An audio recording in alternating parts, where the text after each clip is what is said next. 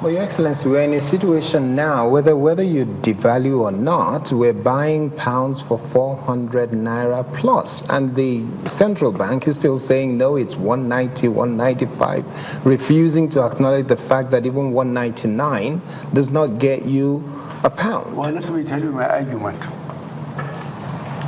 Let us find out what are our productive industries, which of our factories are open, what essential raw material they need, what spare parts they need, what machinery do they need. Central bank go and sit with them, with Trade and Investment Ministry, give them the foreign exchange we have.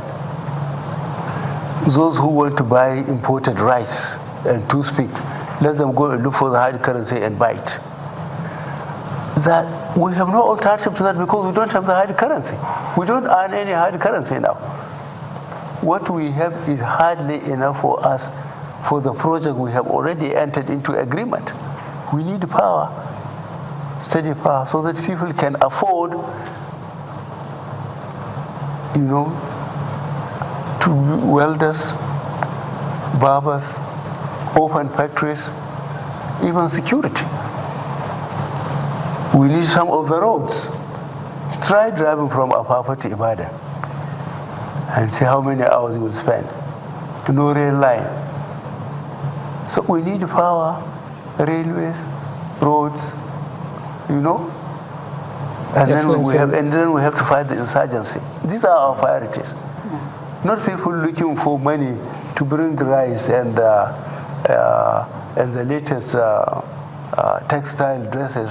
My Excellency, that is a fantastic perception to have, but at the same time, what about those who want to bring business to Nigeria, who are saying that the CBN will not let you take your money? Even me, I don't have millions of dollars in my account, I don't.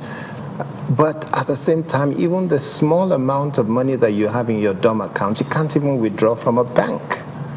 That's how much shortage we're experiencing in the country in terms of foreign exchange, in terms of foreign currency. It's as bad as getting petrol now. Yeah, well, the central bank team, economically, they're in position to know better than I do. But what I do know that Treasury single accounts for the naira that we impose, that has moved up money from FAS, from NNPC, so that we can, the government can finance itself locally. On foreign exchange, how much are we earning? We try and look in our priority, look after industries that are employing people and producing goods and services. I have to cross-check, not that I don't believe you, I have to cross-check whether people with hard currency in their accounts are not allowed to draw it. There is none. That's the problem. Not that they're not allowed. I can give you a personal experience, Your Excellency. Yes. I was at one of the banks that I have accounts in just a couple of days ago. I am unable to withdraw something as simple as £200 from my account. I could not withdraw. This is money that I paid into my account months ago, but I cannot withdraw it because they said there is none. And I've kept in touch with the bank because this is important for this conversation. So the last few days, I've kept in touch with them to say, when will you be able to pay me my £200? And they're not able to because they said there is none. I will ask the Governor Central Bank. Okay, that would be good. So please, if we can then... There's the related issue of the banks now saying you cannot do any transactions with your card abroad. And it's a lot of pains for a lot of people, like students who are studying abroad, their parents paying in money, you can't use the cards abroad. Someone who has gone on some health issues. To make a statement on that, what we understand, you know what happened in this country. There are a lot of people that want to take money out, and they use those cards. They even go to rural areas, get innocent people involved with a lot of cards, and they go out of the country and transfer money with it. A related issue. We have to get. I think some of the hard truths has to be told for people to understand. Okay. A related issue is the subsidy. I mean, I know you don't believe in subsidy, but then some economists say, yeah, it's not subsidy, it's surcharge because of the inefficiency of the fact that Nigeria's refineries are not working and you have to keep importing, and then all the port issues and the shipping and all of that. And then there are some smart guys making lots of money out of this.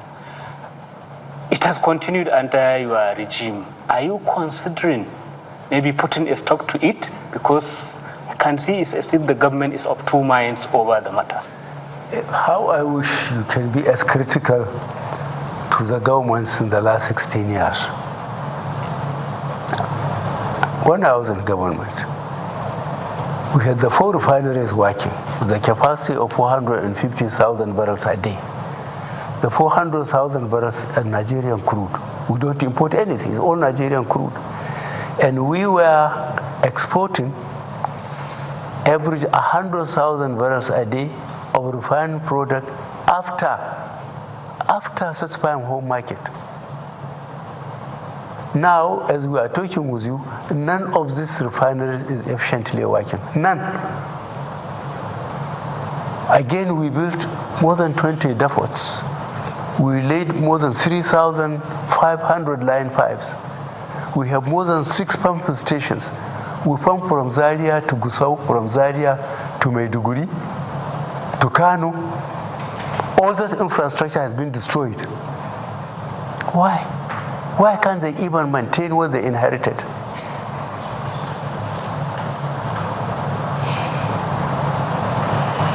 So does that mean the subsidy regime, I mean, this payment of over $1 trillion in air, will it continue, or are we going to see new refineries, whether by private sector or government or PPP? The subsidy, by the end of next quarter, we will not be talking of subsidy, because how much is the petroleum costing now? They said it will be 50 naira less from 2 days from now. 50 kobo. 50 kobo less, sorry. 50 kobo. So really, you are not subsidizing anybody. It is so low, the cost of petrol is so low that you don't have to subsidize it. But Your Excellency, we're going through lean times. We're going through lean times with regards money coming in from petrol, but if that changes, does it mean we go back to subsidizing, or are we taking it away completely? I am hoping our refineries will be functioning. Our first priority now, we can't do it overnight, is to get our refineries working. What is dedicated, 445,000 barrels per day, can be refined at home, and that will be at least 60% of our requirement. Then for the 40%, then we can do the swap. But how long will that continue, sir? I'm talking of new refineries. I mean, even previous governments gave licenses, they never started. There is one in Lagos, they are talking of maybe in the next 2-3 years. What is the previous government? I've just told you that they failed to maintain 4 refineries. They failed to maintain 3,000, about 500 line pipes. They failed to maintain the pumping stations. With the cost of petroleum barrel over 100 naira, and over $100 per barrel, they failed to do it. Now it's costing about $30, $70. You are asking us, when are we going to do it? What question did you ask them then? Well, they are also asked questions. It's just that we have to move on, sir. Okay, Ngozi's turn, please. Yeah, go ahead. President, you just talked about spending 90% of our budget on overheads. And obviously, our mind immediately will go to wages. So that means that we have a bloated bureaucracy. And we are still talking about creating jobs. When you say creation of jobs, Mr. President, what do you have in mind? That's one question.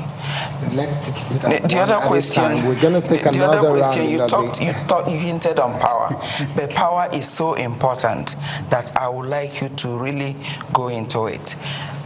we are already calling somebody like your Minister Fashola, Minister for Infrastructure. But we would like Nigerians to listen to you, your philosophy, your vision. Mr. President, what were you thinking when you made him the minister of 3 ministries? We would like to hear your vision for him. You see, I like the critics to the government to show more compassion. From myself downwards, we are all learned, we are all new. Look, when we came, there are 42 ministries with at least 42 permanent secretaries. Only God knows the number of directors. We have to cut it to 24. Ask 18 permanent secretaries to please go. And then try to have a new permanent secretary juggle them and send them to ministries other than their own, those that remain. So the permanent secretaries were taking over. New ministers were taking over. I have just taken over. Then we have the budget. All these things take time. But, and this is a very serious matter, the country has to keep moving. Employment, from the time of our campaign and so on, we said agriculture and soil minerals are the quickest way where we can direct the able bodies. And our budget will show you. Other than education and security.